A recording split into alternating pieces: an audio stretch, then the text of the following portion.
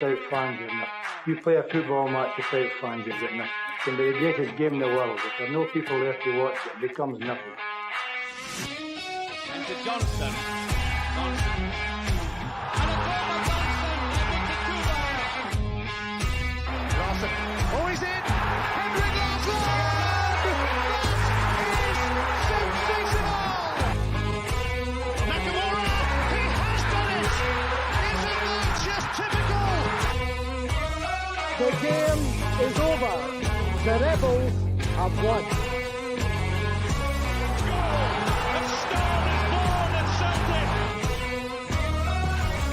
Champions, that's who we are.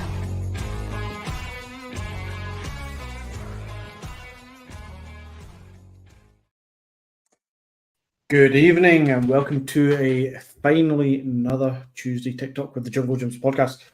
I'm going to get something quickly out of the way. There's going to be some changes to the podcast going forward. What changes they are, we're not too sure. But one change that has happened, as you'll notice by the lack of two other members, is that somebody's left us.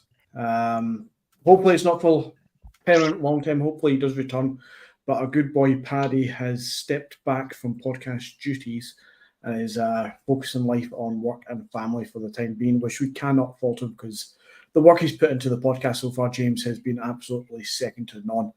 Gavin, on the other hand, he has got a house full of viruses and illnesses plaguing Paisley and Renfrew right now, so he's out of action for the last couple of weeks as well, which explains our lack of podcasting last week. We were just basically too many men down, as it says. But me and James are here tonight, and we're bringing you another Tuesday Tic Talk. Hopefully it's a good one. Hopefully it's going to cover as much as we can. What that is, I have no idea, James. I've been watching an episode of the Grand Tour, the Jeremy Clarkson, Richard Hammond, James May program. Good old Top Gear-esque kind of banter from days gone by, and I can't help but feel like I'm watching that episode of all the catastrophes, all the dilemmas that those guys go through, knowing that they get to the end of an episode and they go, and on that bombshell of an extremely disappointing ending to a show, I feel like that's what our summer transfer window is going to be like, James. What do you think? I hope so. I think it has to be. Obviously, when Rodgers came in, I think everybody, myself included, was with the assumption that he's coming in with guarantees of a budget and money to spend, and it's getting to that point where we've kind of been here before and we've seen this film before, but surely this time it is going to be different.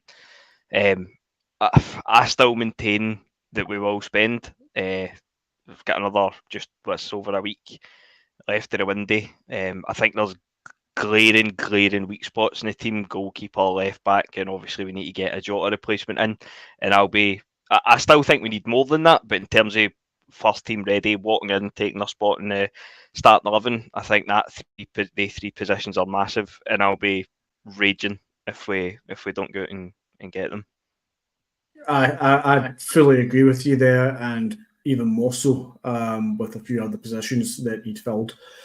The forms that we're on, everybody seems to be now on the same page. A couple of weeks ago, there was the whole outcry of panty wetters, and we're all being a bit too entitled, thinking that we deserve more and all the rest of it, or give it time. You're still 5, 4, 3 weeks to go in the window. We're now down to 9 days to go in the window.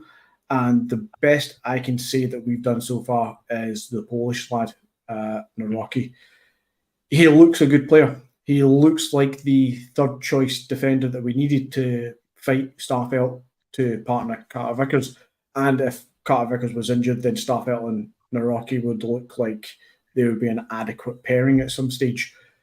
But Starfelt's left. And I feel like we're now pinning all our hopes on the new lad, Gustav. He's 21, 22, I think he is. And it got me thinking the other day when I looked at the signs that we've made so far. Nobody's over the age of 25. Most of them are 20 or 21. And it's project after project after project. We've got a second division Korean boy in, no offense to Kwon. We've got Yang, a 21-year-old from Korea, who looks an exciting prospect, one of the ones that I've actually got high hopes for. But he's a project. He's a £1 million player. was nobody's we spent more than £5 million on. In fact, it's 4.5 from the Rocky. Everybody else is 1 to 3 million. This is project after project after project. And we thought last season, at the end of the season, start of the summer, we thought we were going to get 3, 4, 5 key players: goalkeeper, left back, centre mid, a striker, before we even entertained the fact that Jota was on his way out and we didn't know that. But now that Jota's gone, money's in for him. Where is it? Why are we not signing a Jota replacement? As good as Yang looks, he's not a Jota replacement. He's a project. Where's the ready-made replacement? Where's the ready-made improvements on the midfield and the centre-backs? It's non-existent, James. Aye, 100%. As you say, if you look through the signings that we've made, and obviously you need projects as well, but I 100% agree with what you're saying. Nawrocki's the only one that comes in and makes a claim for the first team automatically, and probably a part of that as well, and I wasn't the guy's biggest fan, but part of that is obviously with Starfelt leaving as well. I think that we did need a centre back in, even with Starfelt still in the building. Ideally, I said it on here before, I would have liked Starfelt to have stayed, maybe just take a place in the bench as maybe a kind of squad player. But Nawrocki, I think he's looked good when he's come in. Maybe a wee bit shaky at the weekend, but I'm not going to go OTT. I think he has looked good for the most part. Lagerbeek, it's really hard to judge him. I mean, he trained with the team, was it twice before he's been chucked in at probably the worst or the second worst part in the league. So obviously it's far too early to judge these guys, but it's just the word that we tend to use kind of every transfer window when it comes to Celtic so far is underwhelming. But I'm not going to go kind of studs up just yet because there is still time left, and I don't know why, if it's just blind optimism, but I still think we will spend. But even the rumours kind of seem to have dried up quite a bit as well. Obviously, there was the talk of Daniel Podence for Wolves. I've seen a couple of tweets and things in the forums about it's maybe been kind of priced out a move for him with wages and things like that. And then it's guys like Ryan Fraser's, he's been linked to a move to Italy today, but Ryan Fraser, for the money that he'd probably cost and be owning wages, just does not do it for me. So to this point in the window, very, very, very underwhelming.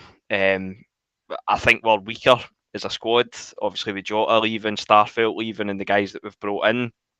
But as I say, I still maintain that we will spend. If we get to kind of a couple of weeks down the line and we're on here and we've maybe only signed a couple of players for the squad, then there'll be panic stations at that point. But I'm not quite ready to go in too fit it just yet. I think that's probably the same for most fans, James. We're all going to probably give to the end of the window, but we seem to do that all the time.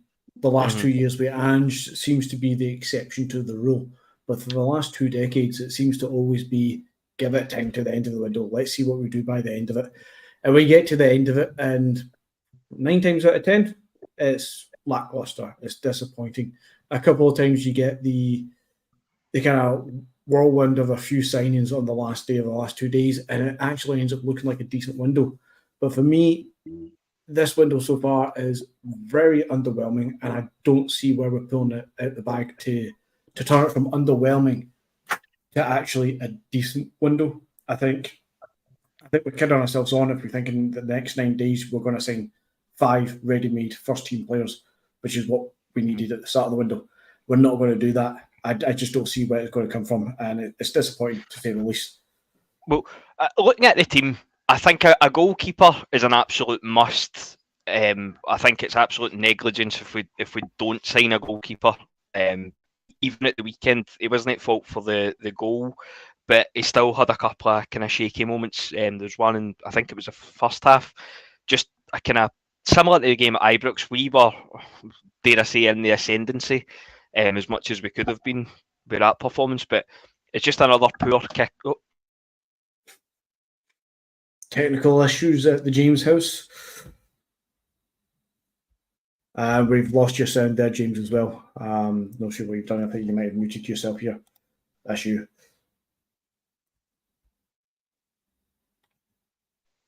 There Right, you go, James. You're back. I know, just saying with Hart at the weekend, we were in the ascendancy as much as we can be, and then it's just a kind of dodgy kick out, kind of hands the ascendancy to Kilmarnock, and again, similar to the game at Ibrox last year, we never really got it back. So a goalkeeper for me is a must. I think a left back again is also an absolute must. I've got a funny feeling about the Tierney one. I can see him coming up on loan on deadline day. If there's no go elsewhere, obviously prior to then, I've got a funny feeling about that one. Did but Spurs, left back's a must. Spurs, Greg. No, Spurs. Did Arsenal Arsenal. come out and say they are not looking to move them on at all? No. Well, he wasn't in the squad. I don't know if I don't think he's injured, but he wasn't in the squad for the game against Palace last night.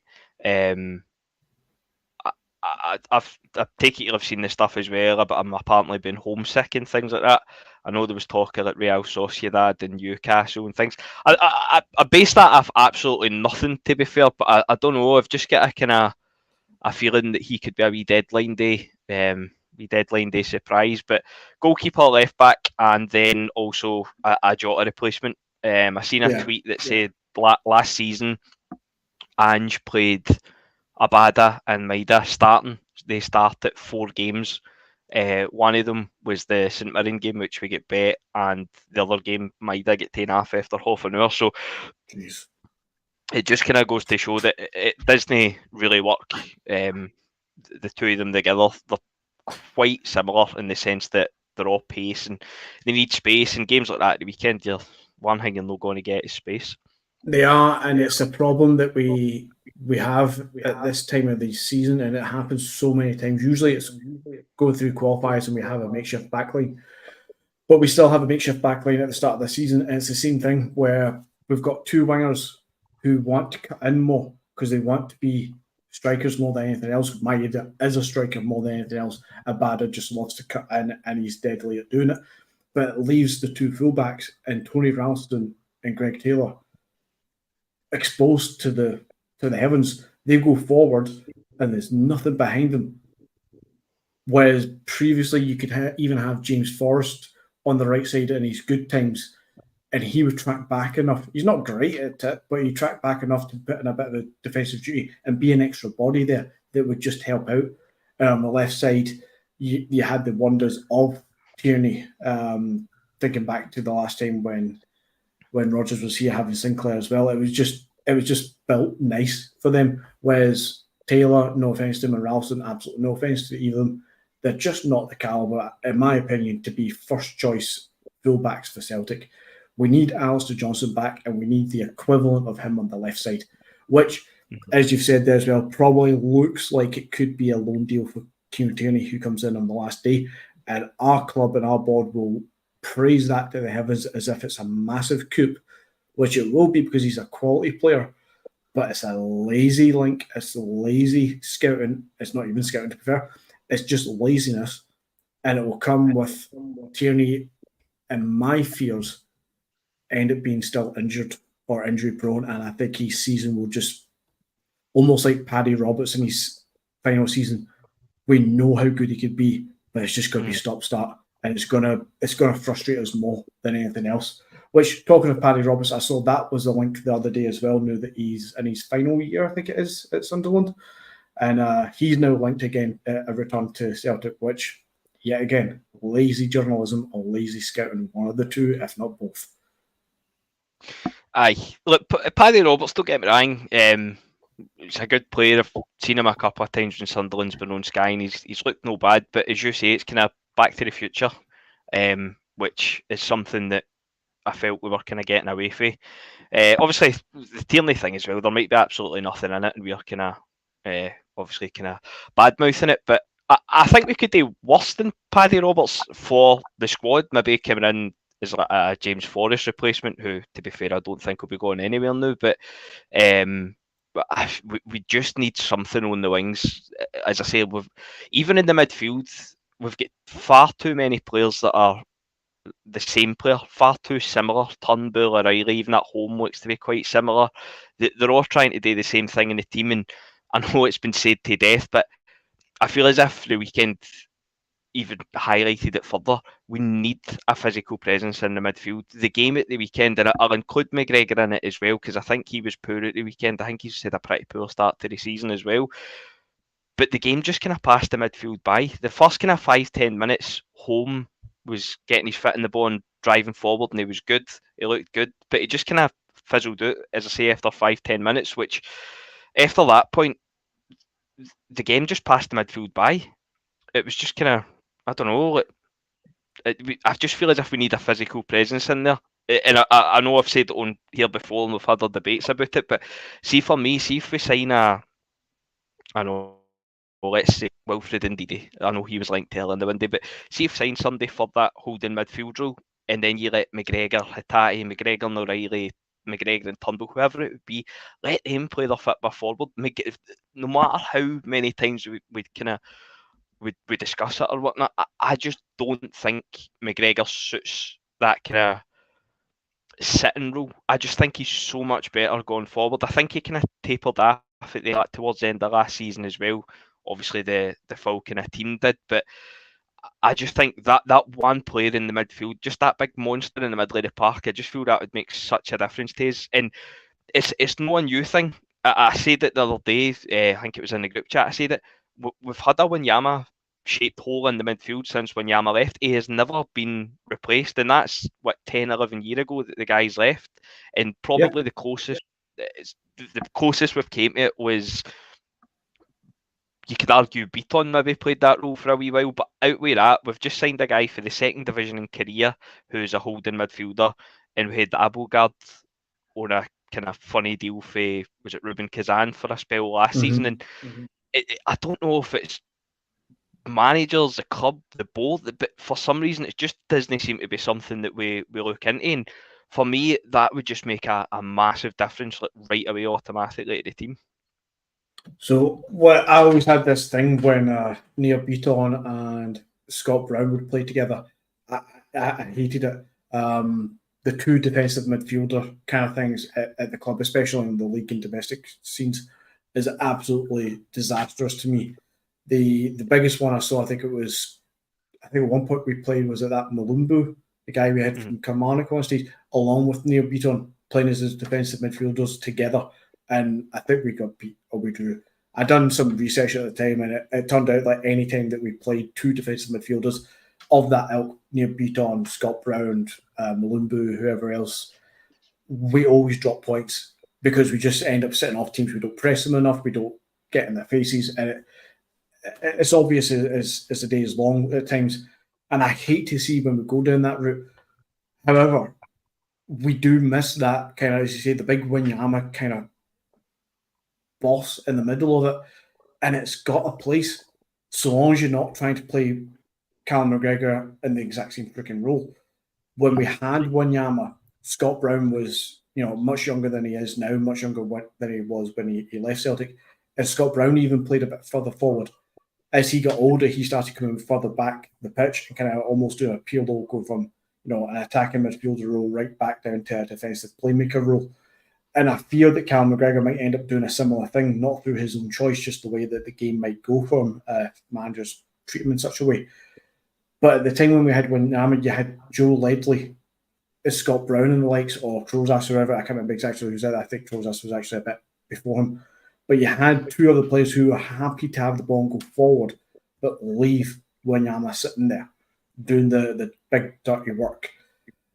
We then, as you said, had Neil Beaton was probably the closest that you got to a big, strong midfielder who's happy to sit back, which was good. The only problem with Neil Beaton was that he liked to come forward sometimes, but Scott Brown at the same time wanted to do the exact same job, because by that point, Scott Brown had got a bit older, his legs weren't carrying him forward as much in a game, and he starts sitting back a lot more.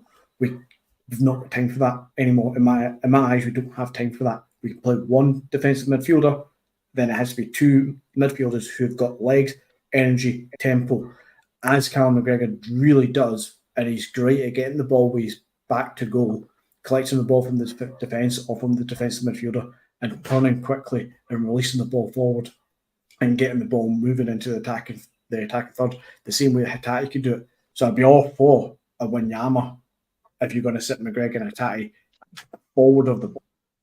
But my fear is that you end up doing that and we ask McGregor to come back and play alongside him rather than playing in front of him. And it becomes pointless in my mind. And to be honest, I just don't trust the club or at this stage, and I don't mean any true disrespect him. I don't trust Rodgers to pull that off properly and to utilise players in such a way. Because to move on to Rodgers as an overall conversation, it just doesn't feel the same this season, does it? Then when Rodgers first came in, everything's flat. See, to be honest, as we said at the time, look, I'm happy Rodgers is, happy obviously when he was appointed.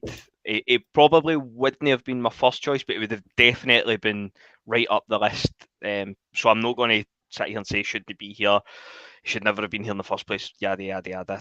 I'm happy that he's here. He would have been one of the kind of top picks for me. But regardless, if we went for fucking Jose Mourinho or Pep Guardiola, I think when they came in, there would have been something just that it would have felt like a kind of a backward step. It would have felt like a downgrade because it's kind of unusual for us to be in the position where a manager's leaving on a high, and that maybe kind of flies in the face. Obviously, talking about Rodgers the first time round, but the third season that Rodgers was here, I think everybody will admit the Fitbit took a nosedive. It was quite kind of boring to watch.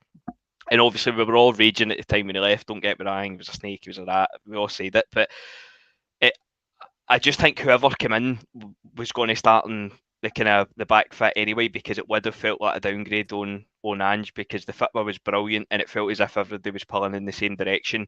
Rodgers comes in, obviously it kind of slightly fractures the support a wee bit. And there was always the questions over his transfer record.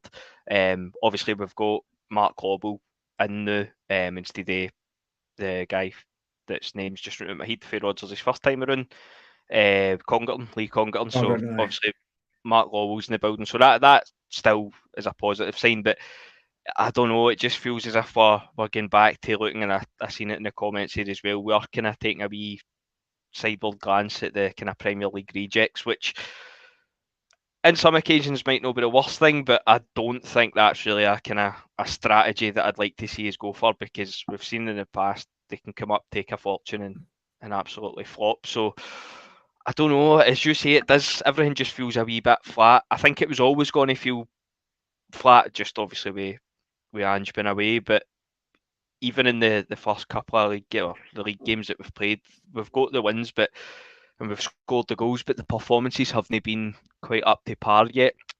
And I keep reading, I've seen him saying at the weekend that it's it's like a different squad of players and things, and it isn't really, is it? I mean, if you look through the starting 11, Jota's away, fair enough, and Starfelt's away, but apart from that, it's only really injuries we've got, and it's all players that have been there for a wee while, so I don't really subscribe to that kind of thought process. But I don't know, as you see, everything does feel flat. In the next kind of week or 9 days, whatever it is, the end of the deadline, the end of the transfer window, the next few days is going to be massive. If we sign what we need to sign, then fair enough, forgive and forget this month and go into the rest of the season. But as it stands now, disappointing and underwhelming, I think's the theme. So my concern, shall we call it, after watching the last few games, especially the game at the weekend against Kilmarnock, and this idea, as you're saying about and I see it in the comments as well, the idea that we potentially might be waiting for the EPL to finalise their squad, so we know who the EPL rejects are going to be and who we can snap up for a bit of a deal, but a bit of a song and dance about a big name coming up, or somebody who's kind of fell out of favour. My concern about that, combined with the style of football that we saw at the weekend, people are going to either hate me for saying this, or nod along and agree. It's extremely Sefco-like. Our way of playing football at the weekend, especially, we didn't play with the midfield. We allowed the full-backs or the centre-backs to have the ball, and we seem to have a hard-on for the fact that Navrocki and Lagerbauk can apparently ping a ball forward. I thought, that's great. and all we did all game was ping balls to the left channel or the right channel and hope that Maeda or Abada would run to the end of it. That's exactly what they've done for seasons, and it's exactly what they're doing this year. They're also doing exactly what we're fearing in the transfer market, which is wait and sign English rejects. Where's that strategy coming from? When we've built for the last 2-3 years a progressive, attacking-minded squad, energy throughout it. The idea of we never stop was drilled right through them, yet now, the start of this season, we've stopped by all accounts, and instead of improving and instead of filling the holes that need to be filled, we seem far too casual to say, somebody will come good eventually, or let's blame injuries, or let's just wait to the end of the window and see what comes up and what wee deal we can make. Why are we not just going out there and making the deal for ourselves? Go find the players. Where Angie's first season, we signed 3 26-year-olds in Juranovic, Giakoumakis, and Kyogo. I think we spent about £5 or £6 million on each one of them. Where's that? Why are we not doing that, especially after 2 years of guaranteed Champions League football and a windfall of money off the Jota deal? Why are we not going out and signing 3, 4, 5 players at that £5-6 million mark that are just ready-made to walk into the team? Not 22-year-olds, 25, 26, 27-year-olds. There you go. Do your job. Done. That's the thing, isn't it? Because I think we all thought that was going to happen, and obviously it was a big part in Rodgers coming back. There is still time for it to happen, and I would still like to think that it will happen. I don't think we'll get the numbers in. I mean, we could probably sit and rhyme off 6 or 7 different positions that we'd like to get players in for. But as I say, goalkeeper, left back, and a winger to replace Jota. For me, that isn't even debatable. I just think that's so glaringly obvious. That's what we need. I'd like to see us also sign a defensive mid, a right back, and a left back, and possibly even another striker. But I think they can wait maybe to January. But for the time being, I just can't see us no signing a goalkeeper, a left back, and a winger. I just don't think there's a world where that doesn't happen. And if it doesn't happen, then I think it could all start to go and kind of start to unravel very quickly after the window shuts. Because, as I say, the fitness to this point, it hasn't been great so far. And obviously, I think that we can all see that that's what's needed. So these 2 comments I've just been bringing up there about Rodgers, Sean the Mac thinking he might be gone by February, and AR here thinking that Rodgers might walk soon enough. I cannot agree, and I wouldn't blame him. I was not a fan of bringing Rodgers back to begin with. I slowly but surely started to come to terms with it before it was officially announced, and I'm quite content and happy that he's here. He's one of the best named managers that we could possibly get at the club. Yet he seems to have no passion and no hunger for the game right now. I don't see what his passion is. It's non-existent. It used to be there when he was, season 1, season 2 of his first stint. As you said earlier, James, coming his third season, it all seemed to just unravel and become a bit dire and a bit shite. I believe at that time, that transfer window where we didn't get John McGinn, which I know I'd defend the board once in a blue moon, that the John McGinn deal wasn't exactly our fault.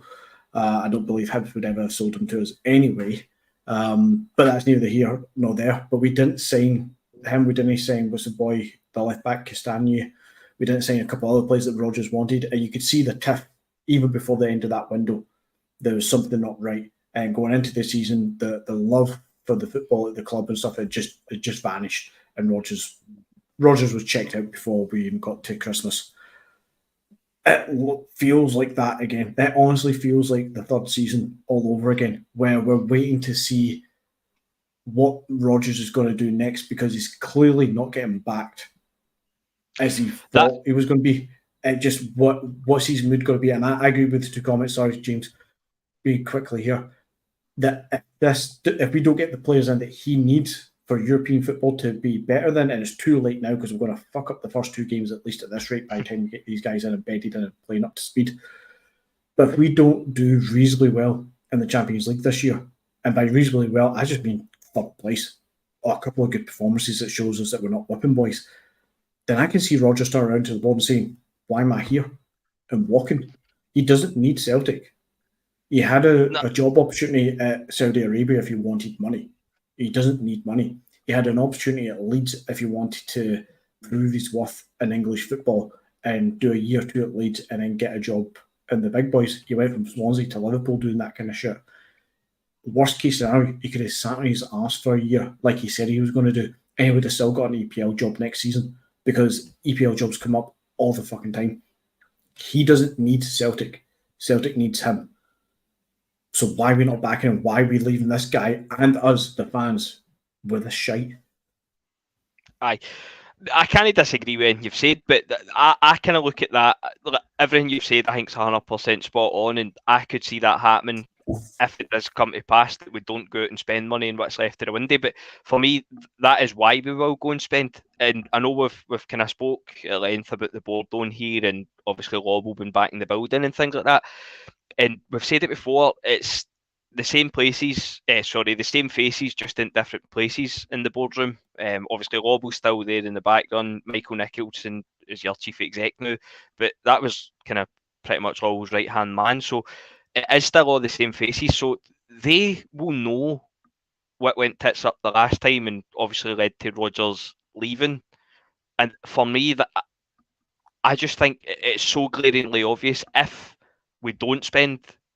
If it gets to the end of the window and we haven't spent the money or we've not got what we need, then you would almost respect Rodgers for just being like, look, nah, I've been made promises and it's no working out here, so what's the point? Huh? I don't think you could hold any resentment at that point towards Rodgers if he came out and said something along the lines. But again, we're getting kind of a million miles ahead of ourselves because I still do maintain that even our board can't be that stupid, surely. Surely they know that. I'll remind you of the COVID season, the 10 in a row season. That's true. No, but I don't know. It just felt everything was pulling in the right direction under Ange. Ange left, absolutely nothing the board could have done about it. Jota left, obviously similar.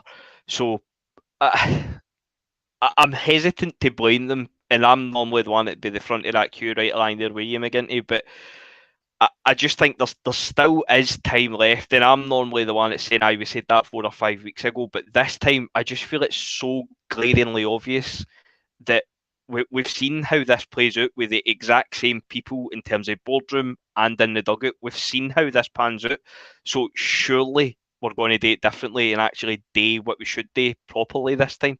So for that reason, that's why I think we'll be on here in a couple of weeks and we'll be saying, right, the Kilmarnock game was just a blip.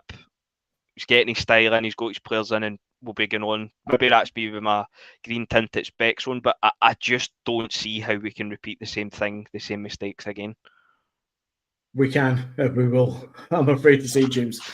I get where you're going for. I mean, because at the end of the day, we heard what Rodgers had to say when he first came in. His big hoorah with the press conference. He was all about complimenting Mark Law and Nicholson and the recruitment team and how things had changed since he was last year, their strides going forward. He was impressed with the signings that we've made so far. He's watched every game since he left for 4 years and all the rest of it. And he talked about making inroads in Europe. He talked about jobs that weren't finished. And he finished Celtic domestically. 2 trebles in a row, invincible season, set us up for the third treble with ease. He completed football in Scottish football. The only thing he has left to do at Celtic is make us a force in European football again. And by force, we do not mean he has to go win a cup and a trophy. Just make us a fortress again. Make us hard to play against. Not just hard to play against, but make us able to take scalps again. Make it so that when Juventus come to town, they are worried and fearsome to come to this ground because it's hard to come here. Not that we are scrappy underdogs and lucky, but because we just go and play good football to them. That's what Rodgers needs to do, however disguised he might want to do that in. And he talked it in a way that made us all think and feel that that's what he's here to do, to make inroads in European football. And our big question is, and this is where I do agree with you, and I hold on to that a little bit of hope, but then my head comes back into play and it says we've seen this play out before, that we must have promised him something. And so far, we've given him nothing. We've given him 5 project players in Naroki. We've given him, I think it's £14 million we might have spent thereabouts total across the board. We've basically posted net profit in this window of £16 million up until before Lagerbäck signed, actually. But we're posting profits on the back of selling Jota. In fact, that actually might be still actually bigger because that's not taking in the staff help deal either. But yeah, give or take £16 million profit. And yet we were rumoured to be offering Ange £30 million windfall transfer kitties, improvements at Lennox Town, analysing rooms and all the rest of it. A week after the rumours of that getting promised to Ange, Ange is out the door to Spurs. And all of a sudden, where's any of that money? None of it's been spent. We've not even spent the Jota money, let alone money that should have been there originally by default for a transfer kitty with a club that is posting profits year on year. And I know, I think obviously you're looking at it from a kind of negative point of view, and I'm looking for, I don't want to say a positive because it's not a positive, but a kind of optimistic point of view that we're fucking Joe Blogg sitting here saying that. So surely people actually at the club can see that. It's glaringly obvious, and I know we've been here kind of seen it, done it before, but surely we don't do it again. Don't get me wrong, the squad of players we've got, I still think the performances should have been better to this point. As I say, we've won obviously the first couple of league games, but the performances weren't probably up to scratch looking back to last season, which is only natural that we're going to do. But I just don't see it happening where we'll go out and sign another couple of projects and go out and sign another couple of projects and that's it. I do think we will go out and spend, but I seen another take on it, obviously with as you're saying there with the Barryfield stuff, that maybe money's been set aside for that, but I don't know. I obviously we'll be able to tell in the next couple of weeks, but for once, I'm probably the most negative one here, but I think for once I'm probably looking at this kind of glass half full for what's left. But time will tell, really. We'll know for another couple of weeks, but I just don't see it. I don't see us. See, to be honest with you, in my opinion, if we don't give Rodgers what he wants, he'll be away. He'll just walk away. Yeah. Day after deadline day. I wouldn't fault him at all, James. I would be surprised if, come the 2nd of September, he turns around and says, I've been shafted, I'm out the door. I'd be surprised if it was that blunt and that quick. But I could see him, end of the season, walking away. See out the season, win the league if he can, and walk away. If it's all going a bit too Pete Tong before then, I could see him also saying, I don't need this shit. Sean the Max Rodgers isn't a Celtic fan, rolling eyes emoji. I'm not sure if that's a comment that I've missed further up that you're replying to or not, but 100% I'll take the rolling eyes emoji as sarcasm. Rodgers is a Celtic fan. He may overindulge his stories and his love affair for the club with his antics and anecdotes about how he used to come over and all the rest of it, and how proud his family is and all that crap, and the McGrory stories, stopping inside the Clyde Tunnel and all of that nonsense. He may overindulge quite a lot, but he's 100% a Celtic fan. So yes, not a doubt in that mind at all. But yeah, so... Sorry, just a wee quick question then. Obviously, I've kind of said my piece in terms of positions. What do you think we need, and what would you be happy with come deadline day? Because I probably have listed 6 or 7 positions, but I don't think we're going to sign 6 or 7 players. For me, if we're going to sign 3 or 4 players of quality, instead of this kind of 2.5 million, go out and spend in the region of 5, between 5 and 10, and that's not to say we're going to then be flying in the Champions League, but just kind of to give us half a chance, go out and spend 5 to 10 million on 3 or 4 players. I'd be happy with that.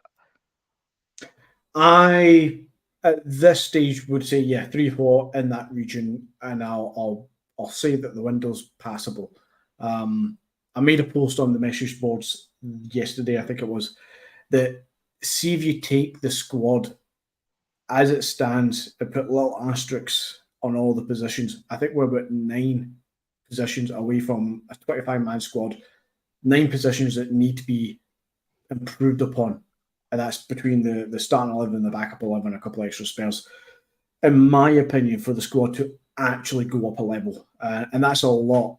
I don't think any of it's been addressed so far. I think realistically, those 5 or 6 that we wanted at the start of the window, you're looking at goalkeeper, left back, 2 centre backs, a right winger potentially a central midfielder of some ilk, kind of attacking one, perhaps more so, and potentially the third choice striker, which not all of those positions need to be absolute first team quality, but 90% of them do. The one that I excuse there is really the third choice striker, isn't it?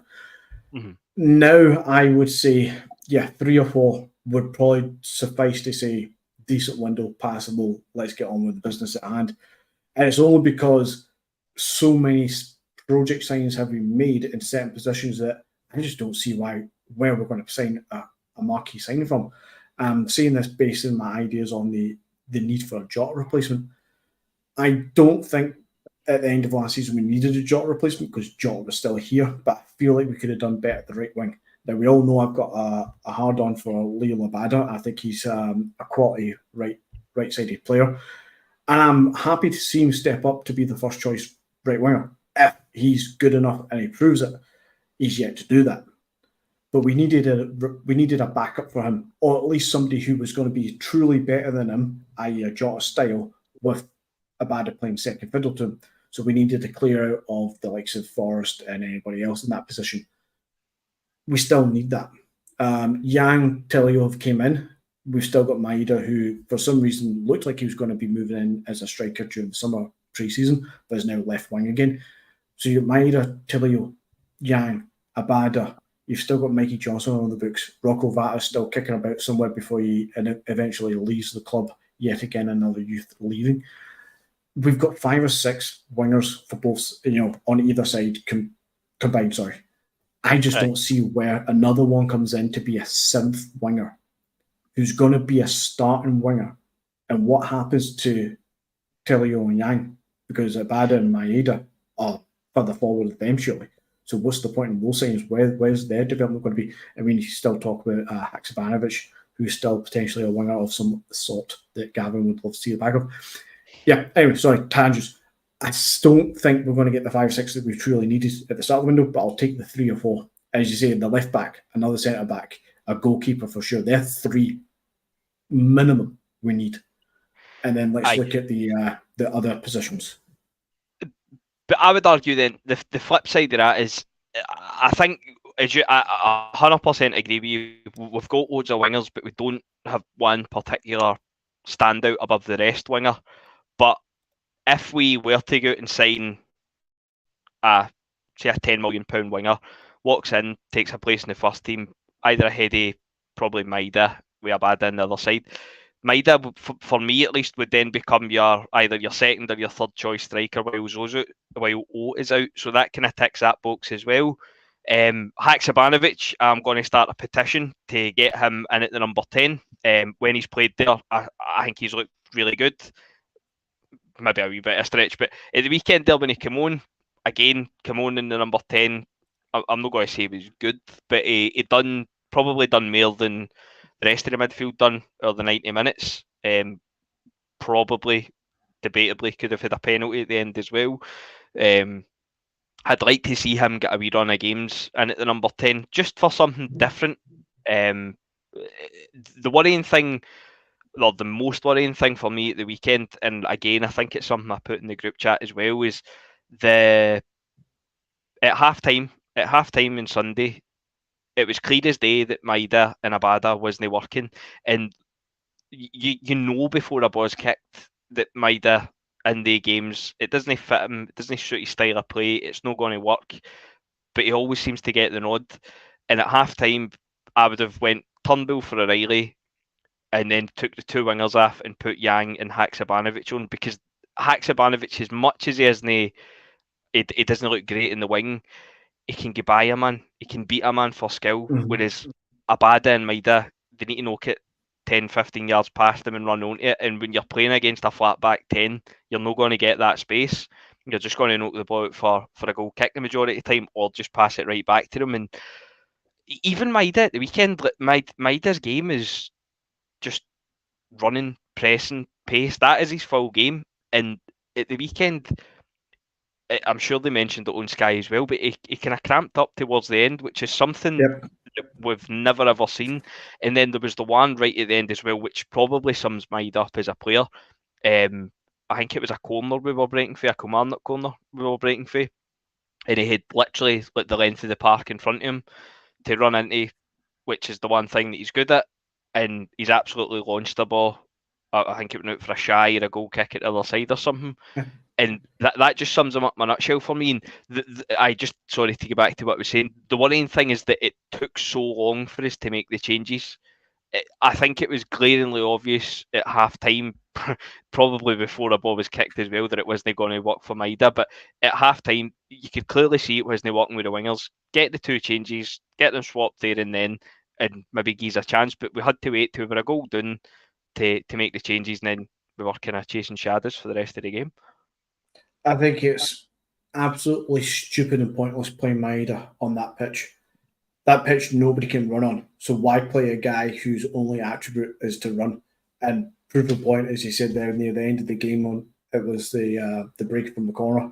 He had acres of space to run into, and with his pace on any other pitch, he would have ran past the last two defenders who were yards away from, like 10 yards away from him, sort of thing. He would have ran past him with ease. But on that pitch, you can't run. And that's not to say that the pitch was any excuse for us not winning that game at all. Not at all, because all 22 players had to play on the same pitch.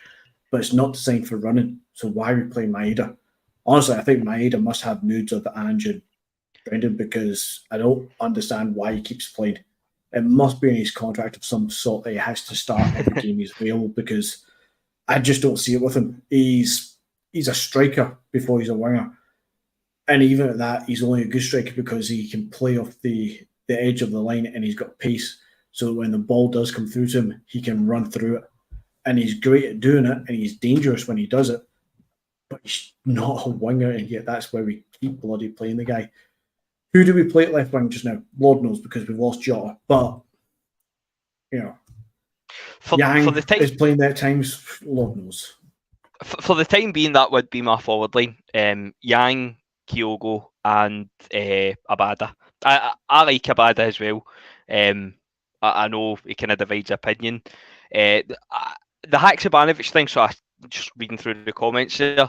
I agree, Haksabanovic to this point has been massively underwhelming, but I just think he's got something maybe that the rest of the squad doesn't have, that kind of, like, he's gallus, he's got a bit of swagger about him, a bit of skill, kind of tricky, and don't get me wrong, as I say, he's never a winger. He's never ever a winger. He's not got the pace for it, but he can go past a man. And we seen it in the kind of short spell he was on at the weekend. He'll go past a man.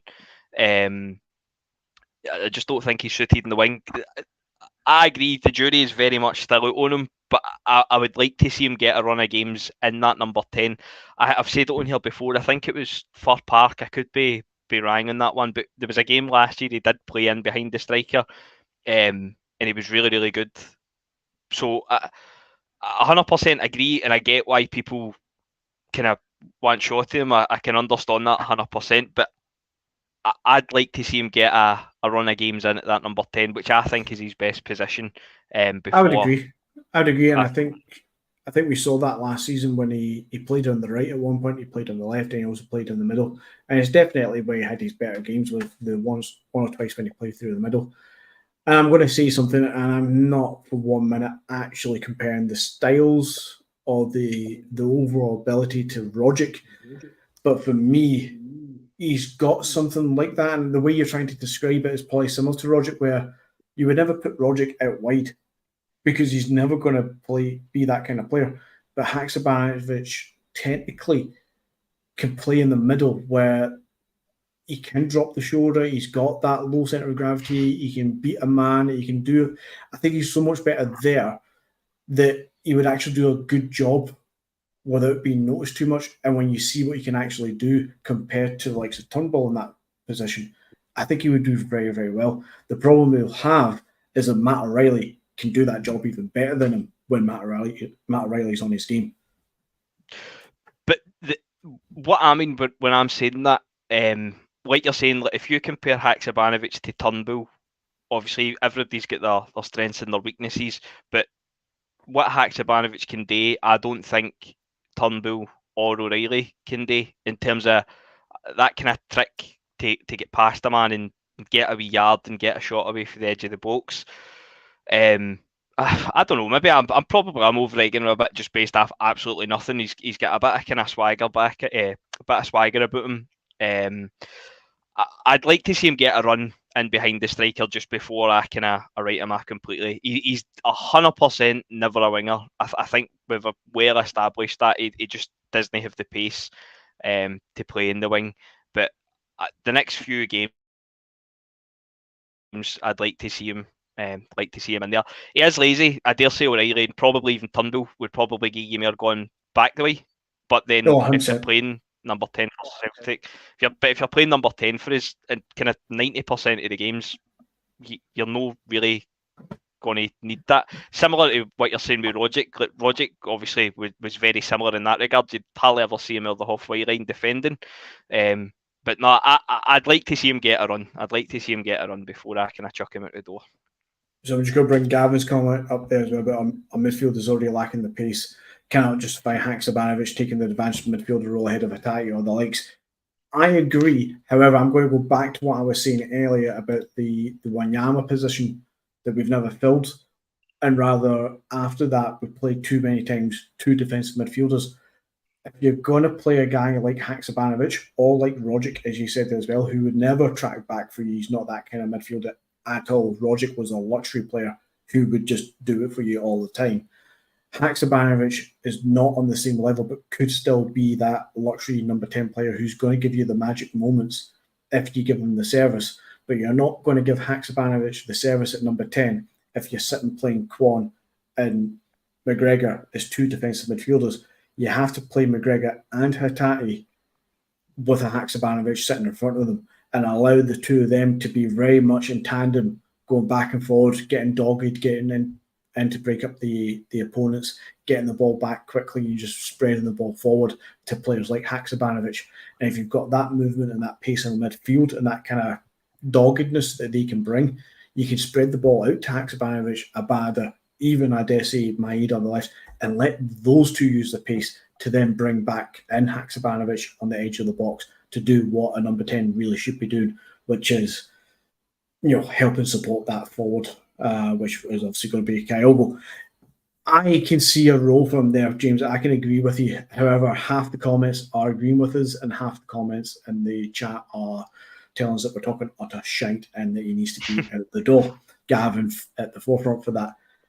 I don't blame them, James. I don't blame him because he's been shite overall. It's just I do see where you're coming from, that he's got attributes and abilities that I think he could actually be a play for us at number 10. Definitely, just obviously in what Gaz is saying about a lack of pace in the midfield, I would agree with that as well. Turnbull, O'Reilly, possibly Hatate, they're no the quickest in the world.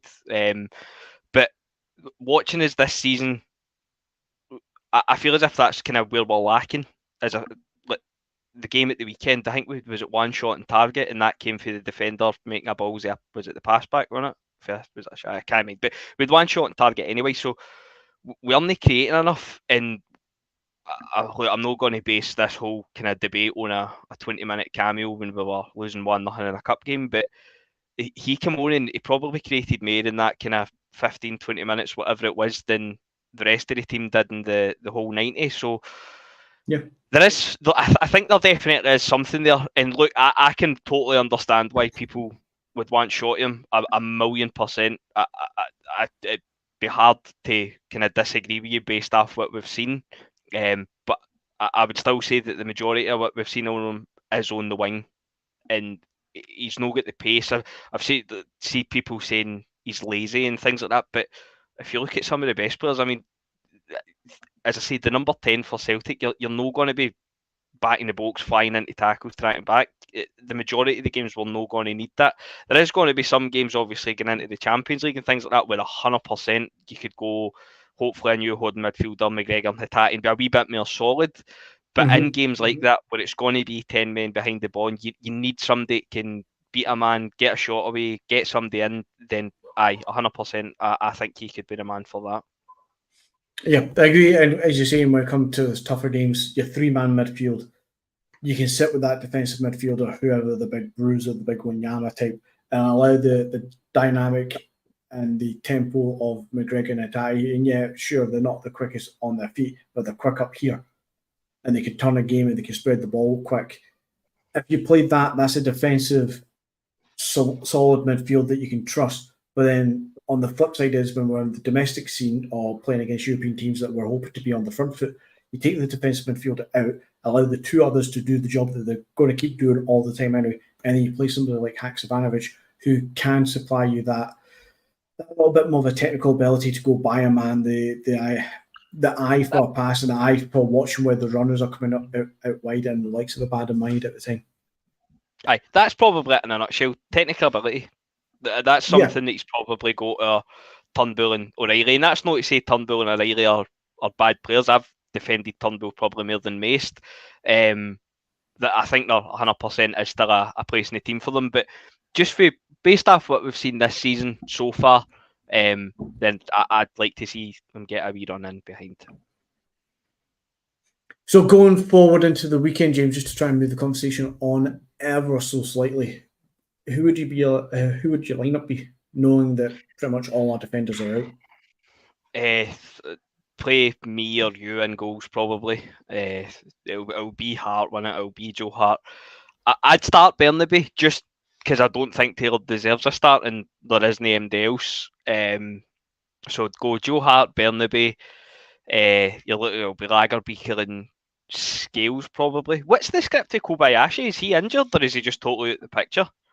I believe he took an injured knock of some kind of pre-season and yet to be seen since, but I dare also say that he's probably been bombed out because he's pretty useless, isn't he? He did take a knock during pre-season though.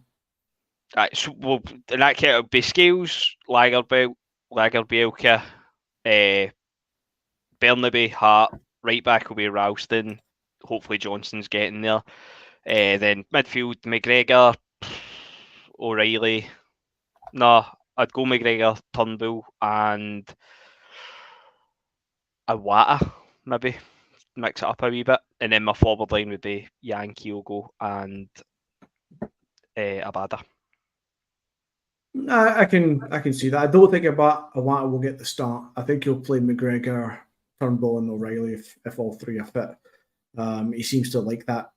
I think Turnbull and O'Reilly are too similar. I would prefer Iwata personally myself, but I just think that's a bit too left field. I'd agree with you with Bernabei. I think he deserves a start over Taylor now. We need to see what he can do. If he's going to step up to be a better left back under Rodgers than he was under Ange because of the whole inverted fullback situation. The guys in the comments are clearly of the same opinion as every other fan that he's not really a left back, he's a left winger. He was a left winger when he was younger, when he was 18, 19 at Lowness. He was a left winger. Sorry to nip in, mate. Can I just retract my team and stick Haksabanovic in at the 10, seeing as we've just spoken about it for a minute? I wondered if you were going to. I'll take Turnbull and put Haksabanovic in. I would agree with you with Yang and Abada as well. And in the last game there, Rodgers was happy to switch the left and the right wing around, and both Abada and Yang played on the left wing at some stage when they were both playing. I would go with that. I would definitely go with that, but I just don't see Maeda getting dropped. I don't know what it is in his contract, but Maeda's undroppable apparently. I'd be surprised to see him. I'd be surprised to see him this time because I think Abada wasn't great either, but I think Maeda was the worst of the two of them. I find it mental that Maeda managed to play the 90. So it'd be Yang, Kyogo and Abada for me. So any other transfer rumours you've been hearing? I know we've talked about earlier that everything's kind of died down. I believe you were saying in the group chat to us earlier that even the goalkeeper situation with Livakovic, she's now off to Fenerbahce, is it? I think that eventually get done. I'm sure he's signed for them now. I think Dinamo Zagreb, wasn't it? They get put out of the Zagreb, he was Champions it, League. yeah. They get put out of the Champions League, so that's their obviously race ran in that regard. So the transfer That get is, completed, yeah. but there hasn't been anything at all. I seen, and it was absolutely nothing other than Twitter talk about Dubravka in Newcastle. Apparently, we inquired about him. Don't really know a lot about him. I've got mates in Newcastle fantasies. He's decent, but apart from that, couldn't tell you a whole lot about him. But no, it's just a bit kind of quiet when it comes to even the rumours. There's normally a couple of things kicking about. Obviously, the Podence one was there. Excuse me. The Podence one was there for a while. Livakovic hasn't went away for a while. Obviously, they seem to be done now if there was ever anything in them. But nah, all a bit underwhelming this far. It does feel that way, and I think that's what is getting all the fans a bit down in the dumps and a bit kind of negative right now. Not just the one defeat that we've taken so far this season, the performances overall have been severely lacking. And in the last kind of 5 days or so, every rumour that we've had seems to have just fizzled out. And there seems to be nothing. There's no positivity coming through for rumours of transfers. The football's not positive overall. The results are now not even positive. Things just seem bleak. I'll take you back to what you're saying. 9 days to go in the transfer window. We're kind of all pinning our hopes on the fact that surely to fuck Rodgers has something up his sleeve, that he's been promised something and something's going to come out of this club where we do sign a few key quality players. Because what else is there now for the next 9 days? A St. Johnstone game at the weekend. Yeah, we expect us to win it no matter what team you put out, but knowing that we're going to put out a makeshift defensive line again, you know fine well it's going to be sluggish and slow and just shite football yet again. It just feels so negative. I hate coming onto a podcast. I know we've missed last week as well, but I hate coming onto a podcast knowing that the conversation is negative because you want to be upbeat, you want to promote shit, you want to be confident, you want to sit here knowing that other people are listening in sometimes to your podcast and actually be positive about the club. It just feels like there's nothing there just now. Aye, 100%. Well, the most positive thing is, I've said in the past, is I still think it will come. I still think we'll be sitting here in 2 weeks saying, right, fair enough, we got there in the end, we had a wee blip, onwards for the rest of the season. If no, then the studs will be up then. No doubt about it. I'm holding mine back, as you said earlier as well. Not quite there yet. I'm not against Rodgers signing. I'm not against Rodgers being here or anything like that. It just all feels too familiar for the last 2 seasons were refreshing, and this now feels back to the old ways. Blame Rodgers, blame the board, blame Lowell, blame EPL football, blame the fact that we weirdly don't have Champions League football. Yeah, that was an excuse before, but now it's an excuse still again. Qualifiers-wise, we don't have. There's always an excuse, and I'll give it time. We'll see what happens at the end of the window. It'll be too late at times, clearly too late for this the League Cup. We'll see where we're at in 2 weeks' time, and hopefully much more positivity to come back to this. On that bombshell, though, shall we say, after 8 o'clock, I do realise there's another game of football on that some people will be wanting to keep an eye on. What the kickoff time was, I have no idea. I'll assume 8:05 or something. But let's wrap it up, James. I don't think we'll be back after the weekend. I think we're probably just going to steer into a weekly podcast on the Tuesday, but we'll play it by ear as we go, and we'll make sure we'll come back with something anyway. All is not lost at the Jungle Gyms podcast. We have lost a member in Paddy. He is a big loss, a big member of the group, and we do hope he comes back to us at some point in the future. And Gavin, hopefully we'll be back to full fitness in a healthy household, and we'll be back giving us some good witty banter as well. But until then, James, thank you very much. All the best. Right. Good night.